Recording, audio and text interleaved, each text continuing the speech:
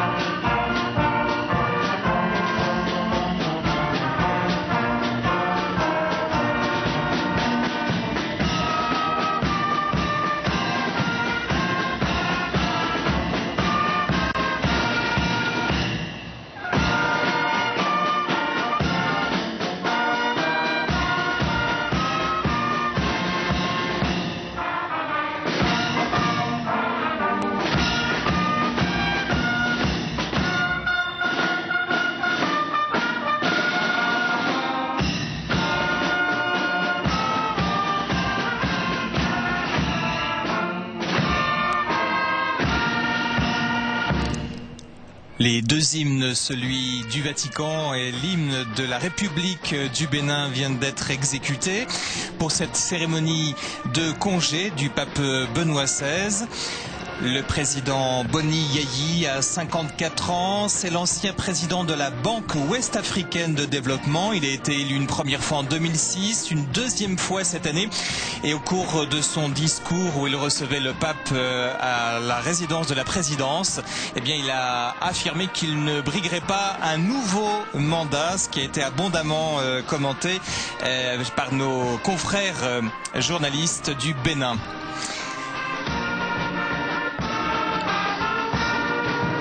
Alors c'est un climat chaud, il fait 31 degrés à Cotonou, une chaleur assez étouffante avec un taux d'humidité de 70%.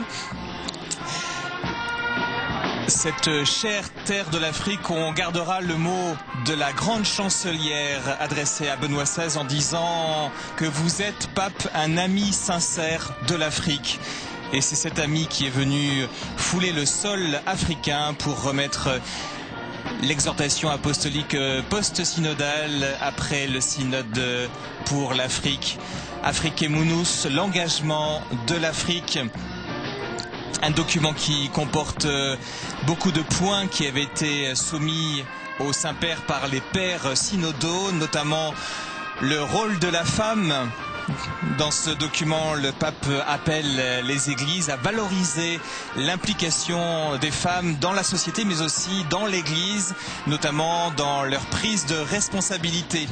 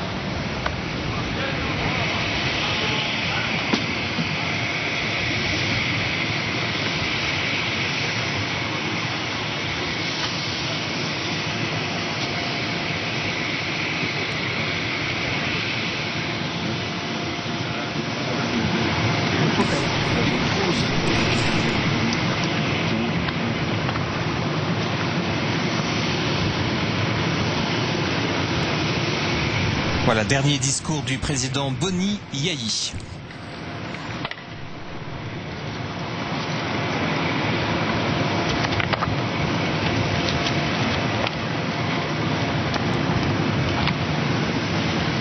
Très Saint-Père, ce jour, dimanche 20 novembre 2011, marque la fin de votre première visite pastorale en terre africaine du Bénin depuis le début de votre pontificat en avril 2005.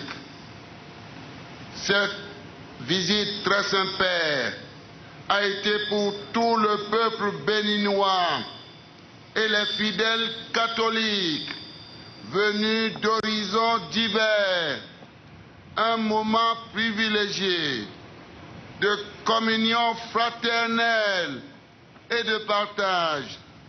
Mon pays, le Bénin, se sent particulièrement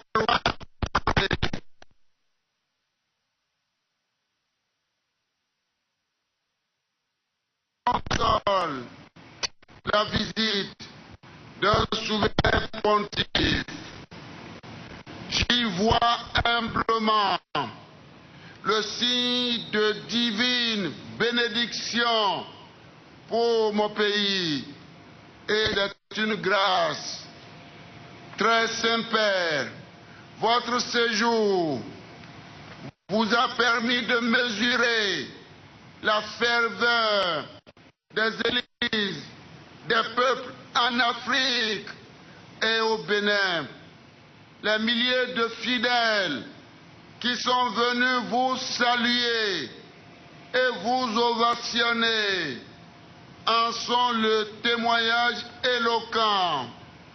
Votre visite a également contribué à renforcer la foi de millions de chrétiens en notre Dieu, le Créateur, et les a fortifiés dans l'espérance. Dans votre adresse au peuple béninois et à toute l'Afrique, vous avez su si bien relever les maux dont souffrent encore malheureusement nos sociétés en Afrique et dans le reste du monde, et qui se traduisent par, je cite, trop de scandales et d'injustices, trop de corruption et d'avidité, trop de mépris et de mensonges, trop de violence qui conduisent à la misère et à la mort. Fin de citation. Très Saint-Père, vous êtes revenu sur le désir de nos peuples qui aspirent à plus de dignité de la personne humaine, à la liberté, à une bonne éducation, à des soins de santé adéquats pour les malades, à une gouvernance limpide qui ne confonde pas l'intérêt privé avec l'intérêt général. Vous avez également lancé un message de paix et d'espoir à l'endroit de tous les pays africains et du reste du monde.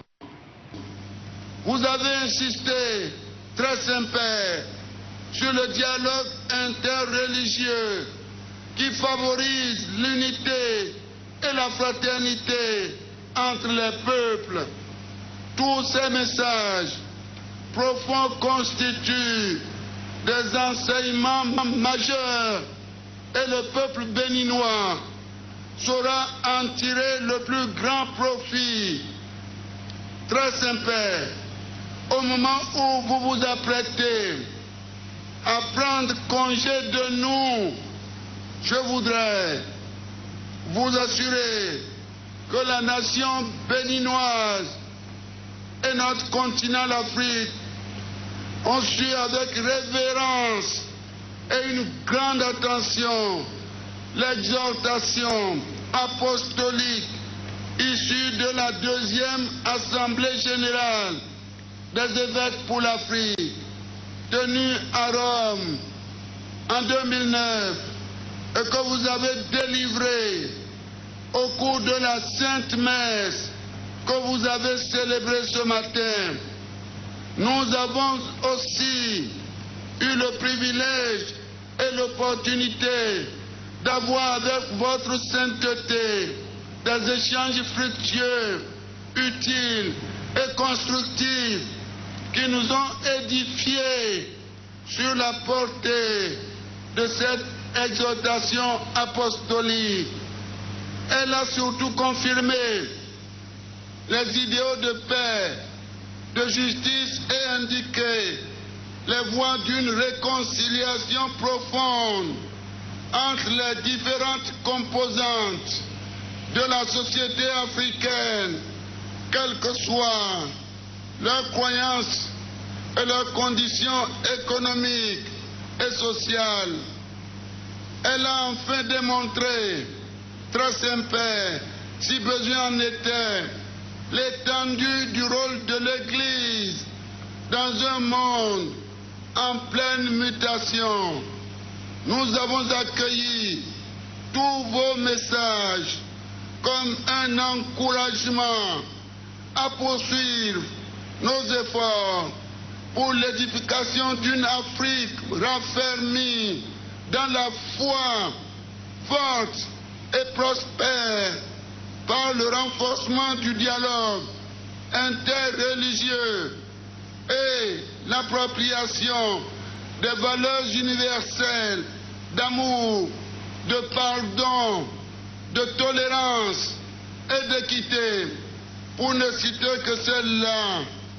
Mon pays, le Bénin, s'engage à poursuivre, très Saint-Père, ses efforts pour assurer la création de conditions favorables à l'enracinement de ces valeurs comme fondement du nouveau monde dont nous rêvons tous, débarrassés de toute forme de discrimination et de guerre, ce qui permettra d'offrir à nos nations les chances d'une croissance économique accélérée, ouailleuse d'emplois, de richesses, en vue de sortir nos peuples de la misère, de l'ignorance et de la pauvreté.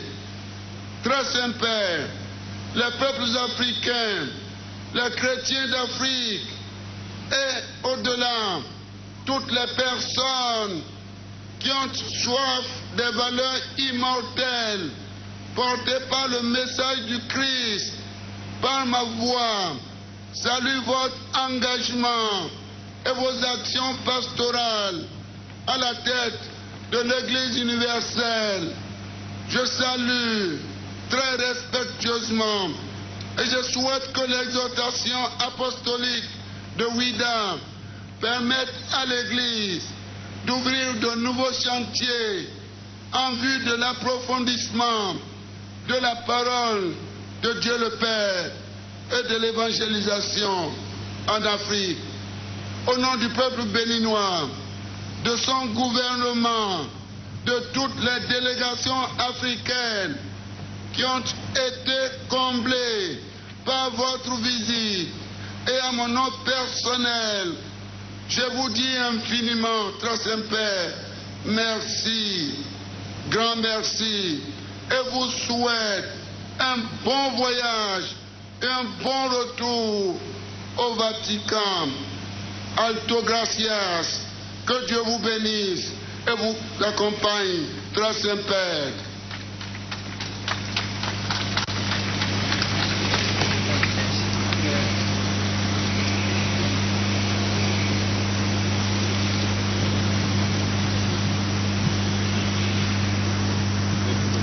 Gleich anzeigen.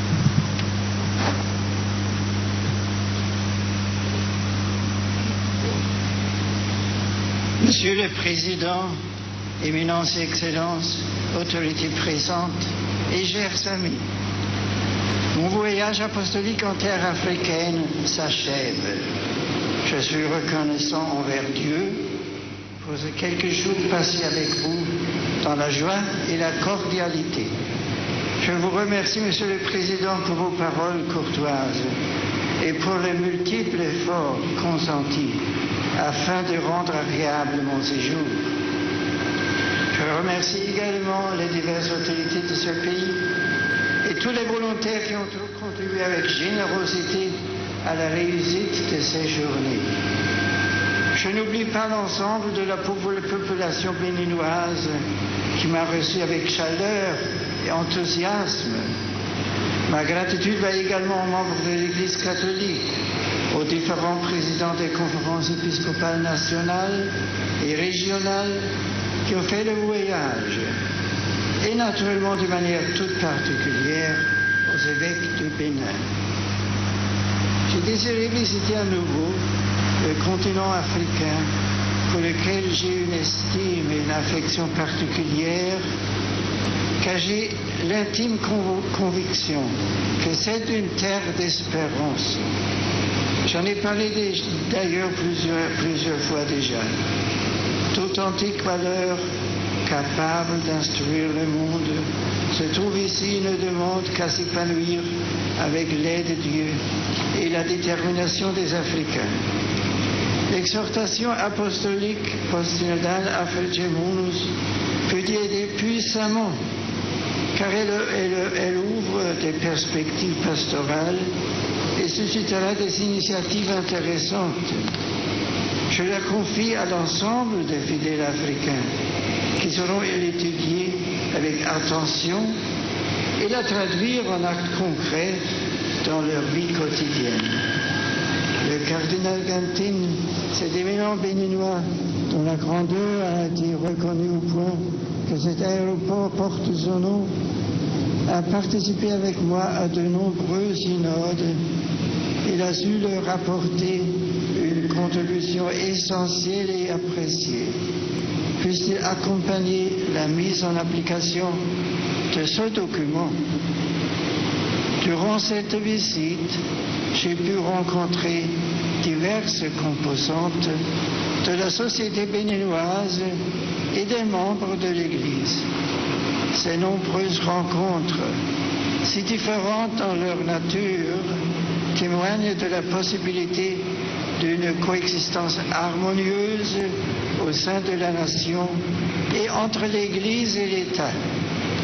La bonne volonté et le respect mutuel aident non seulement au dialogue, mais ils sont essentiels pour construire l'unité entre les personnes, les ethnies et les peuples. Le mot fraternité, d'ailleurs, le premier des 3 mots de votre devise nationale. Vivre ensemble en frères, malgré de légitimes différences, n'est pas une utopie. Pourquoi un pays africain n'indiquerait pas au reste du monde la route à prendre pour vivre une fraternité authentique dans la justice, en se fondant sur la grandeur de la famille et du travail? Puissent les Africains vivre réconciliés dans la paix et la justice. Voilà les souhaits que je formule avec confiance et espérance avant de quitter le Bénin et le continent africain. Monsieur le Président, je vous renouvelle mes remerciements sincères que j'étends à l'ensemble de vos concitoyens, aux évêques béninois et à tous les fidèles de votre pays. Je désire aussi encourager le continent tout entier à être toujours plus celle de la terre et lumière du monde. Que par l'intercession de Notre-Dame de l'Afrique, Dieu vous bénisse tous. Achi Mau Toni Kondo Benin Benin Tochi.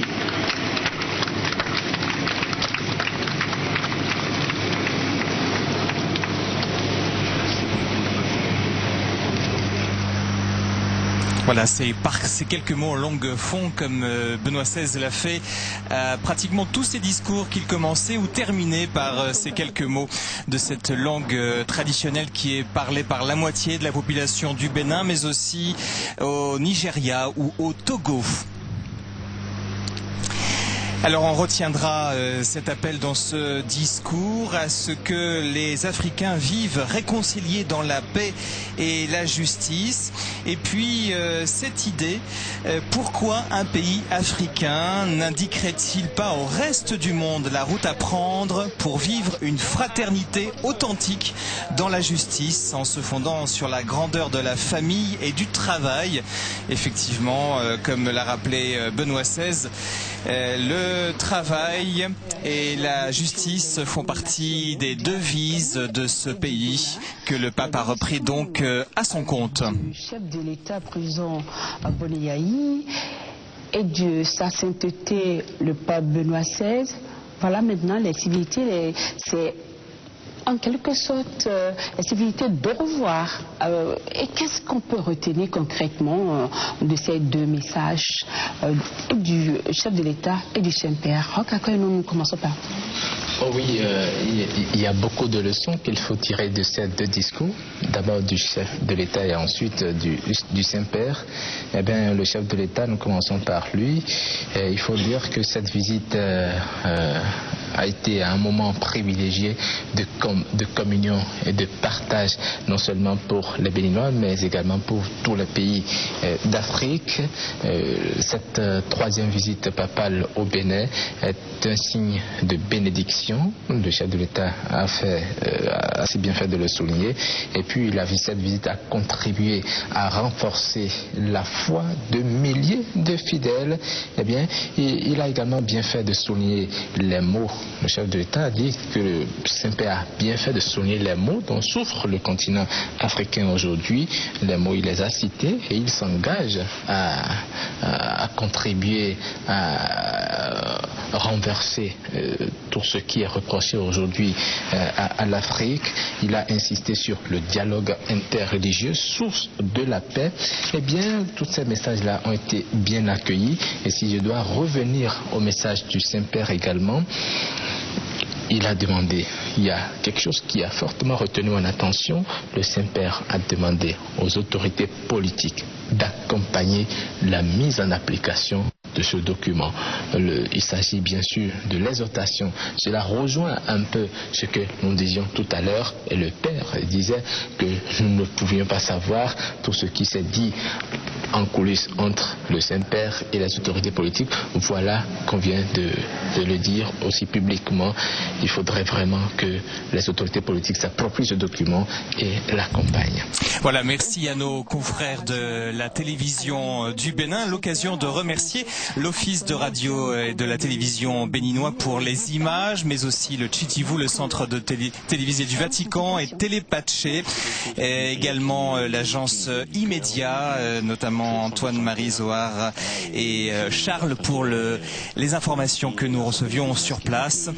Et bien sûr, sans oublier les envoyés spéciaux de KTO qui nous ont permis d'avoir les informations de première main. Philippine de Saint-Pierre, Philippe Mouret et Isabelle Essou qui a préparé ces différentes rencontres.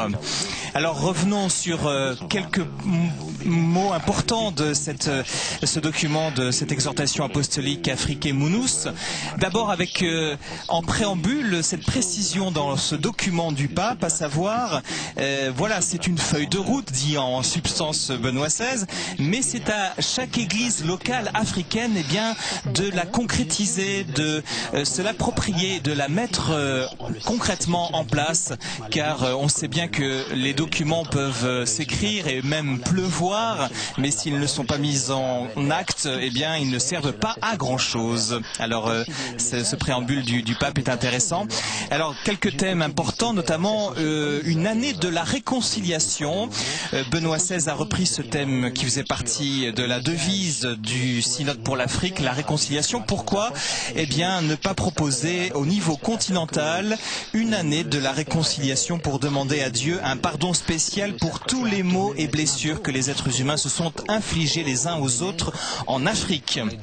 Autre thème important dans ce document que vous pouvez lire sur le site internet notamment du Vatican, sur le thème de la double appartenance, s'appuyant sur les religions traditionnelles, la sorcellerie connaît actuellement une certaine recrudescence, écrit le pape. Les préoccupations concernant la santé, le bien-être, les enfants, le climat, la protection contre les esprits mauvais conduisent de temps à autre à recourir à des pratiques des religions traditionnelles africaines qui sont en désaccord avec l'enseignement chrétien. Le problème de la double appartenance au christianisme et aux religions traditionnelles africaines demeure un défi.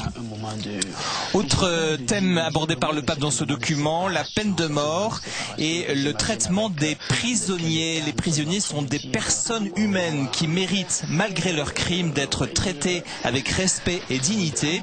Par ailleurs, le pape attire l'attention des responsables de la société sur la nécessité de faire tout ce qui est possible pour arriver à l'élimination de la peine capitale. Le thème des personnes âgées aussi, toujours dans cette volonté de présenter de la part du pape l'Afrique comme un modèle. Le pape a même parlé de l'Afrique comme un poumon spirituel pour l'humanité. Eh bien, en Afrique, les personnes âgées sont entourées d'une vénération particulière. Elles ne sont pas bannies des familles ou marginalisées comme dans d'autres cultures. Et peut-être en tant qu'Européens, on peut se sentir visé par ces mots-là.